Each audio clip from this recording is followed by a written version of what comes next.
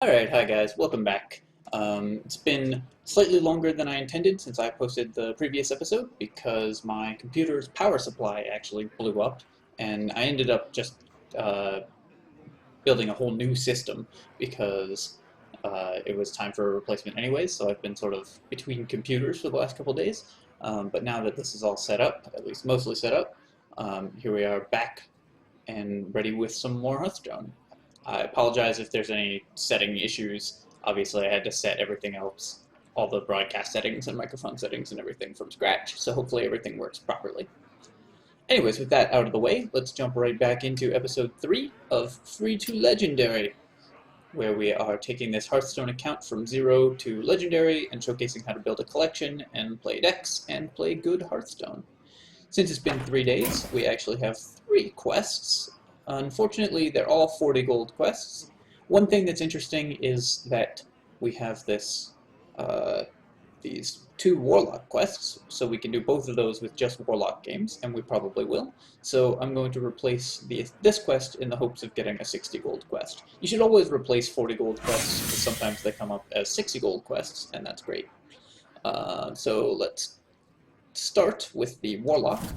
This is also good because it will help us level up the Warlock, and that's one of our goals, is to get a class to level 20, and the Warlock is the highest level class that we currently have, so that we can access the Tavern Brawl and start gaining the packs from that. Jumping real quick into the deck builder, what's the Warlock look like right now?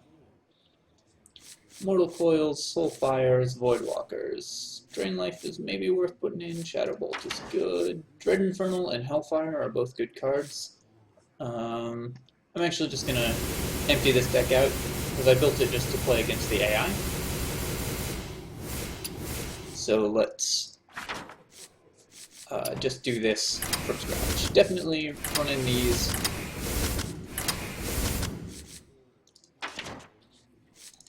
These guys are just nice, efficient minions. We'll put in the Hellfire for now in case I can't find anything better to put in.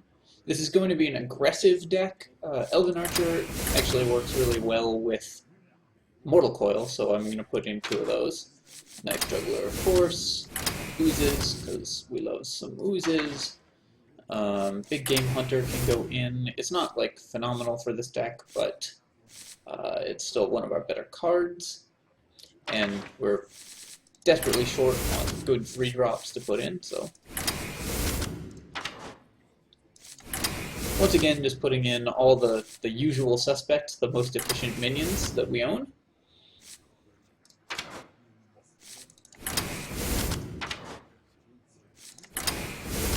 Alright, this looks like a reasonable deck. I'm going to play the 2 Hellfires, not because they're great in this deck's strategy, because this is more aggressive than defensive, but because it's still just high on the power level curve. We can also, of course, revisit this deck very quickly, and will very quickly as soon as we get better card access. So, now that we have this custom Warlock deck, let's jump straight into games and get those quests done. About halfway through level 10 on this Warlock. One thing that's interesting is the previous 2 episodes I've recorded during the afternoon, and this one I'm recording in the early morning, and I tend to find that the competition is much stiffer late at night, because only hardcore players are playing. Afternoon games tend to be like people on the bus on their way home from work or whatever, so there's often newer players, and like, I don't know, kids at home. There's often a lot of newer players during those time frames, whereas the competition here tends to be tougher. Versus Anduin. The light shall bring victory. Your soul shall I'm be going mine! to turn down the game sound, because I think that is quite loud. I will not concede. I'm going to send max Soulfire and Hellfire, but I'll hang on to Mortal Coil. And obviously Knife Juggler. Okay, this is an okay hand. It's obviously insane if our opponent plays a 1-mana 2/1 on turn 1, but I greet you. failing that, we're just going to have to settle for a turn 2 Knife Juggler. I'm going to actually hang on to Elven Archer here rather than play it and shoot my opponent, because it can combine with a Knife Juggle to kill something, it can combine with Mortal Coil to kill something. So it's just a better utility card than getting out that 1 damage early. So like if our opponent plays a 3/2 here, we can play Knife Juggler, or we can play Archer or Coil and kill it for free. And now if our opponent like plays a card, then when we play our Elven Archer, we get a Knife Juggle at it in the hopes of killing it.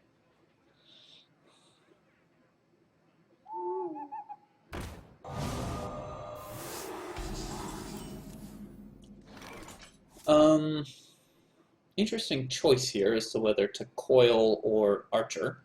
I think Coil is more likely to find use later in the game, and we don't need more cards, so we're going to Archer.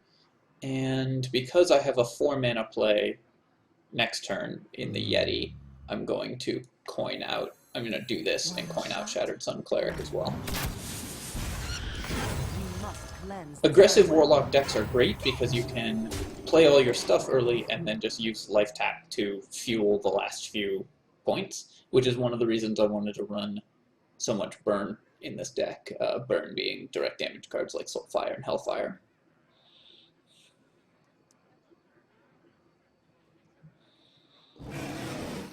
So, looking great for us so far. Little unfortunate that the opponent has a Yeti here, since it means that, like, if we were to Mortal Coil this Yeti, it would be unsuccessful, or it would take our entire turn. So I'm just going to play my own Yeti and hit face here. There's a lot of ways this can go wrong, but most of them involve the opponent having Holy Nova. Magic detected. So this is like kind of perfect because the dream here was that we got to get a guy off of our Violet Teacher while casting Mortal Coil on the 1 health Yeti, and our opponent hitting that and then not healing allows us to do precisely that. So we'll do that. I'm ready to learn. Getting a nice Apprentice. Seeing a little bit of server lag.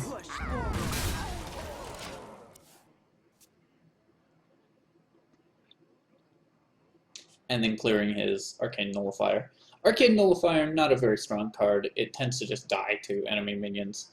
So there's only a very few specific decks that want it. Uh-oh. Ooh. I'm getting some really weird lag here. So after this game, I'm going to check to make sure that my computer is not doing anything crazy. Obviously, with a new computer, they'll often like download stuff without telling you that they're doing that. So, we have 1, 2, 3, 4, 5, 6, 7, 8, 9, 10, 11, 12, 13 points of damage. So I could Life Tap and look for a Soulfire, but it would need to be exactly Soulfire to kill the opponent this turn. So in that case, I'm just going to use Abusive Sergeant Push forward. to kill his Thaurissan and just keep hitting the opponent in the face.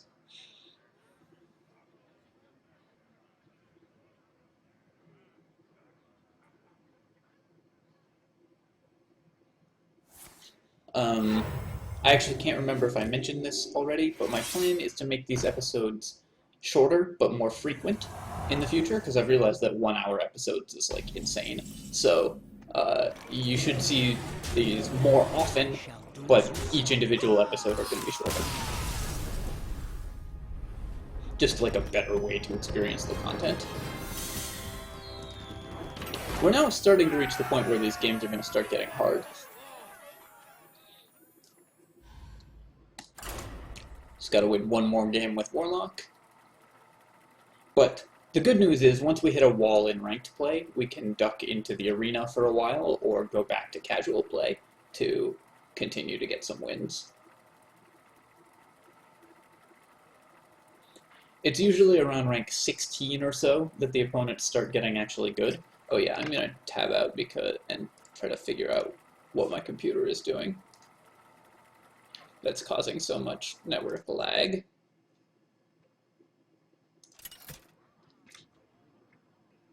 Gul'dan versus Oh, yep. Gul'dan.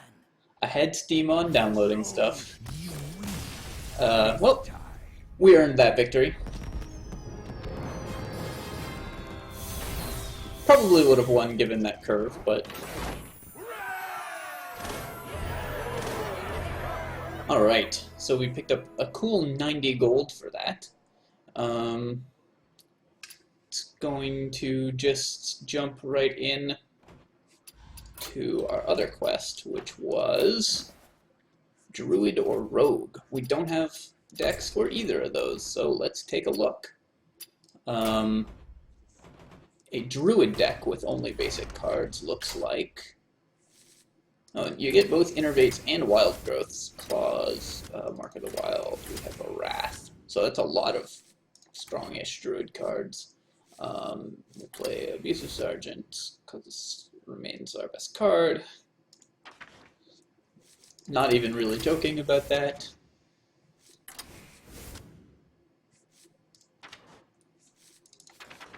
Oops. Yetis and similar are great in Druid, because you can innervate them out on turn 1. Ogres, Stormwind Champions, other ramp cards that, or other expensive cards that we want to ramp into with our mana acceleration. Let's put in some Novice Engineers to help us just accelerate through our deck. What else is good? Oh, yeah, Shattered Suns, No Mission Banners, and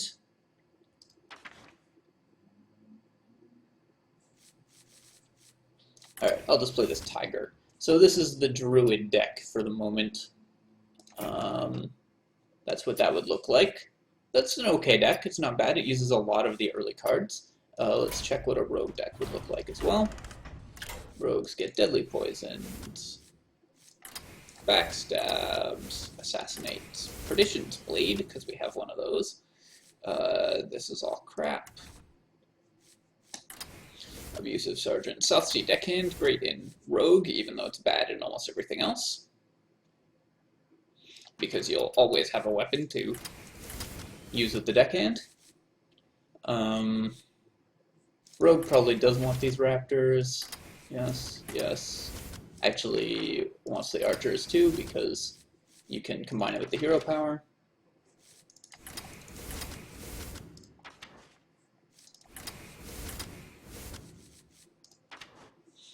You'll be noticing a theme.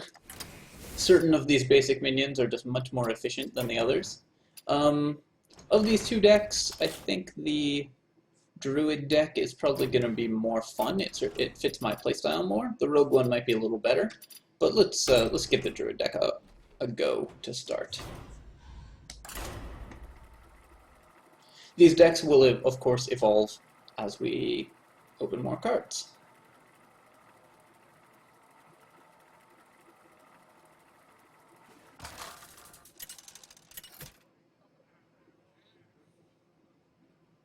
Malfurion versus Malfurion.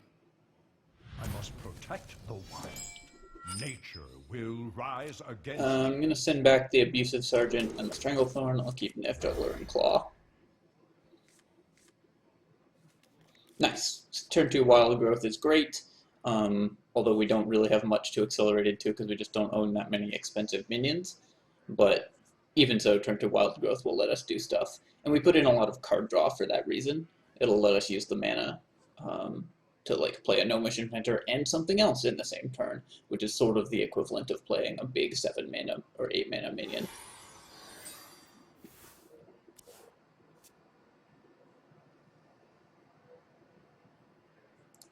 my greetings.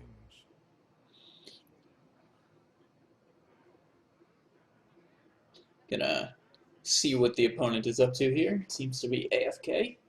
This could be another well-earned victory after I went off on a rant about how the competition is more difficult at this time of night. Just get a bunch of AFK opponents, that would be nice. Aha! He's figured it out. Alright, so we're playing against someone with a real deck. This could be dangerous for us. Because we have both wild growths in hand, I'm going to coin one of them. We might just want a wild growth again. I don't believe we're going to win this game though, because turn 1 Shade of Naxxramas is just not something that this deck has the cards to handle.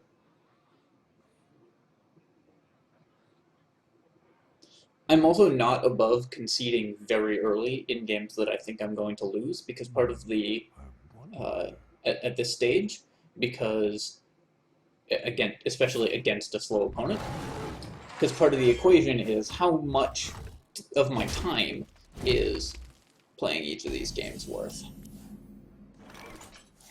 Put this apple on your head. Obviously, there's an opportunity cost based on the amount of time that it takes.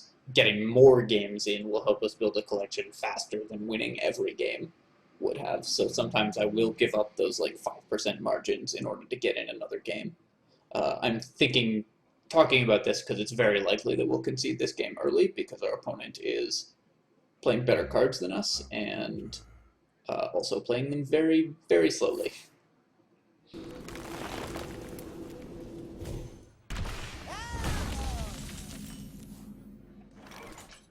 Pass me that arc light spanner. Job's done.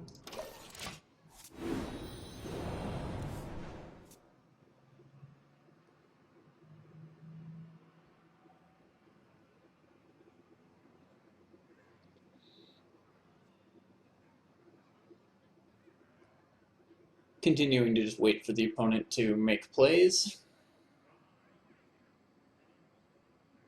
I must safeguard the land. Alright, he has 2 damage to deal to that. That's totally fine.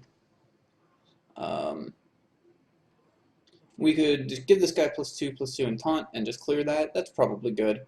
So I'm just gonna go ooze, taunt this up, clear his keeper.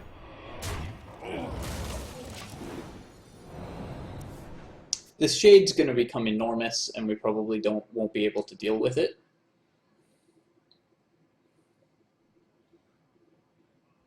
I must safeguard the land. Just he silenced that instead of just killing it. Yeah, like I said, not the most optimal plays from this opponent so far. I'm gonna just innervate out Stormwind Champion and send my 3/2 into it. Behold the might of Stormwind! This is mostly to induce the opponent to attack something with the Shade.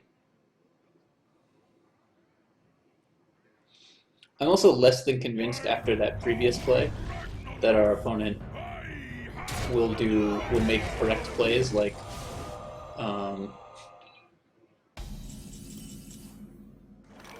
trading in for the like using his hero power to kill our 4/1, for example. I'm okay taking a bunch of damage here. Actually, maybe it's better to leave this guy on the table. Let's play Novice Engineer first, because I'm certainly doing that. Because one option that I have is play Claw, and then just hit Emperor Thaurissan, rather than trading everything off, leaving me with a 2/3. So the question is, how valuable is the 2/3? I think the answer is not more valuable than 2 claws. What to do? Or I could just play 1 claw. Actually, yeah, leaving my board intact I think is more valuable than all these claws. For the wild.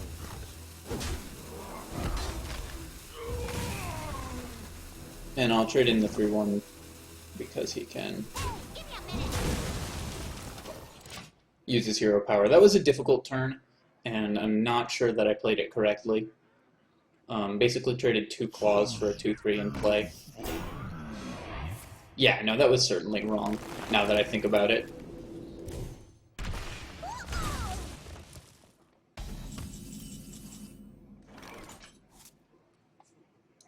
We must cleanse the Sunwell.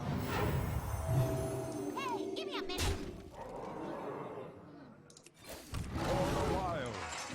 Hanging on to this wild growth because I just want to use it to draw a card later. Opponent with, again, more efficient, just stronger minions than we have.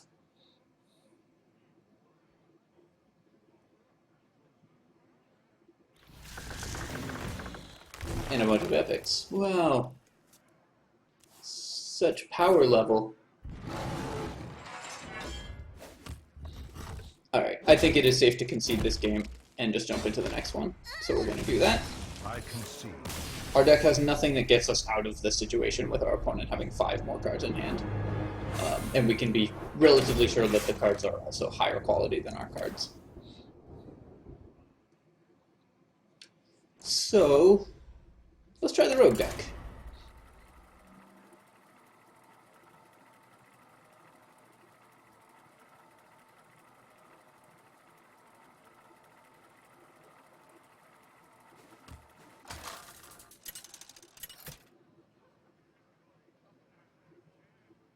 Valera versus Thrall. For Doomhammer. What? Alright, we are going to hang on to Elven Archer, not Assassinate, and not Shattered Sun Cleric, because we're looking for a 2-drop. Double Elven Archer isn't phenomenal. This is more of a utility card. I will not be playing it on turn 1. The pleasure is mine. Because we're using this basically to give +1 damage to our dagger. So I'm going to be doing stuff like... I will not attack here because we're probably going to play something next turn. And the 1 damage matters less than having an intact dagger. As it happened, we didn't end up playing something this turn, but I'm just going to continue to play it very slow. Had that totem been any other totem, we'd have hit it and played an Elven Archer and used dagger.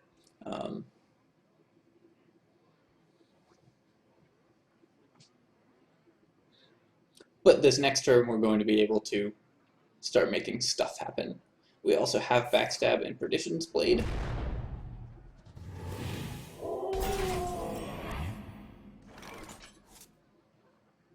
So one option is Teacher Backstab Attack, which I quite like, because that gives us a 1/1. Pay attention, class. Here we go. I'm ready to live. Clears one of the wolves. The opponent's only going to be on 2 mana, and we have a minion that beats the wolf handily in combat this turn. We can also finish it off with a dagger, with an attack from the dagger and a shot from the Elven Archer.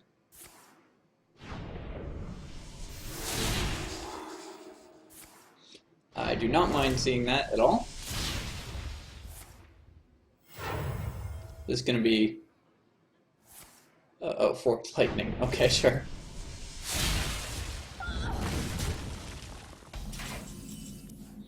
Alright, well our opponent just used 3 cards to clear our Violet Teacher, so I can't say I'm sad about that.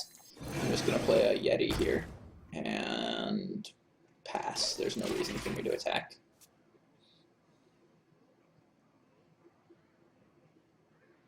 He also overloaded himself again with Forked Lightning and Lightning Bolt.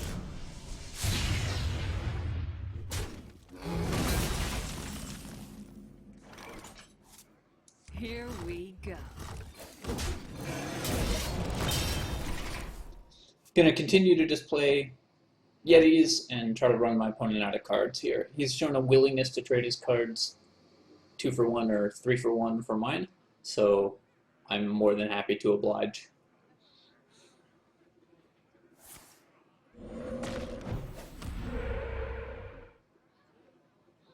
Of note in this game is that we're not at all worried about our life total currently.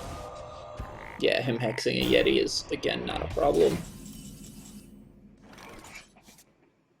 He's unlikely to have a target for this big game hunter, but I think I will continue to dagger up and not play it.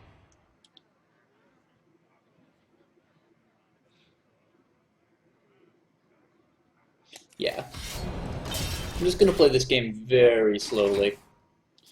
There doesn't seem to be much reason to speed up my play. He's already using a lot of his premium removal on not very strong minions, and when we continue to draw well, we'll continue to get value off the dagger. If he ever plays something good, we can Perdition's Blade it, or Elven Archer it, or do, various combos.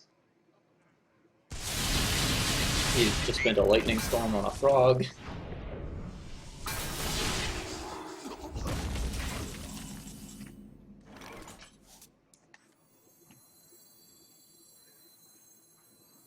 I hope you like my invention. Novice Engineer just looking for something good to play. Gonna hit that, and Elven Archer it to finish it. Against a Shaman, it's pretty important to just keep his totems clear, because they have a lot of ways to use random totems lying around.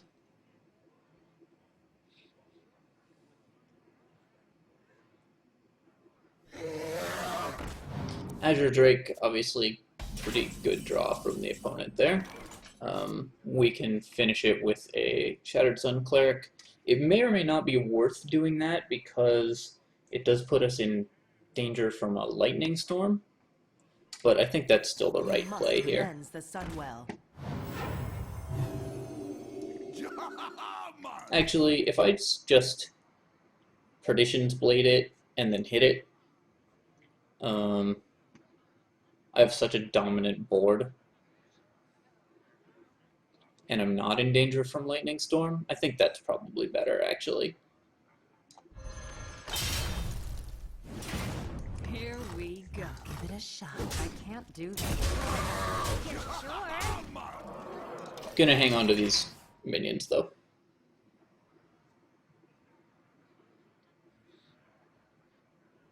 Basically, I'm making this play because I'm afraid of Lightning Storm. Hex is fine.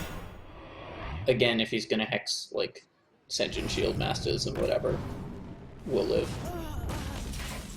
Opponent now reaching the point where his cards are a lot bigger than our cards, but he no longer has a Hex after Behold the might of Stormwind!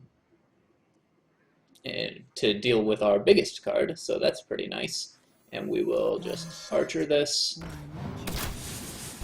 run an Archer into it, attack it. Again, just not worried about my health here. The opponent's already used both Lightning Bolts and a Fire Elemental, so the likelihood that he can actually do damage to me is very low. And that is why we hung on to Big Game Hunter.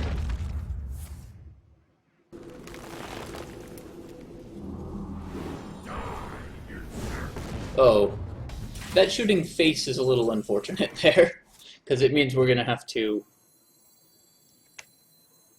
send Stormwind Champion into it, because we just don't have enough health to live through it.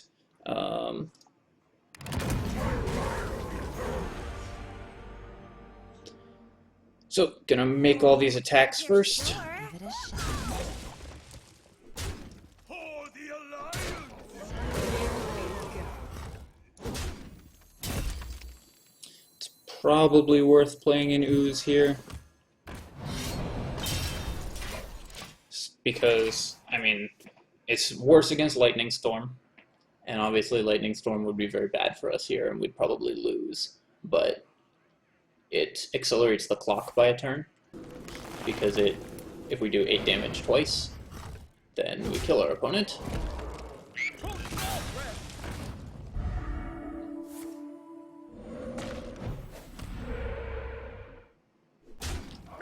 So if I'm the opponent in this spot, I send the Argent Commander at me, because putting me to 2, I think, gives him more outs to win than trying to control this board.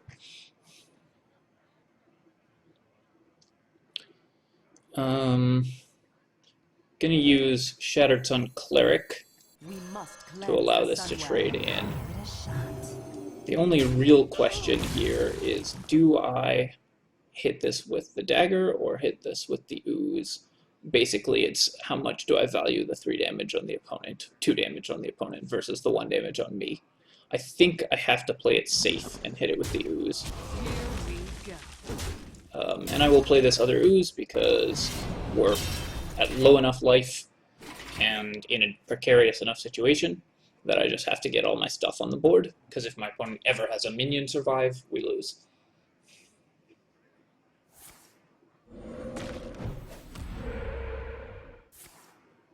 Of course, he top decks the Lightning Storm, so now we lose. Vitality Totem is actually surprisingly good here, even though that's a trash card. Have to kill the 1/1. Our opponent is going to have better draws than us in general, because I think his deck is heavier than ours.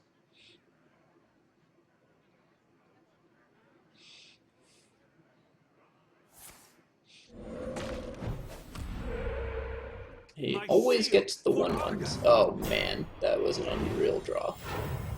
He forgot to attack with his Vitality Totem though.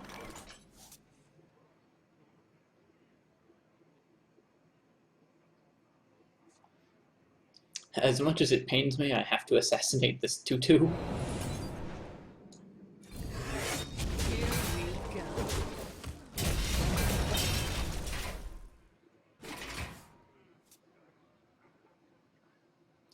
Because, of course, we die if I don't. So, some misplays from the opponent, but Ragnaros Ancestral Spirit being pretty good eventually won him the game. I just had to spend too many resources dealing with that.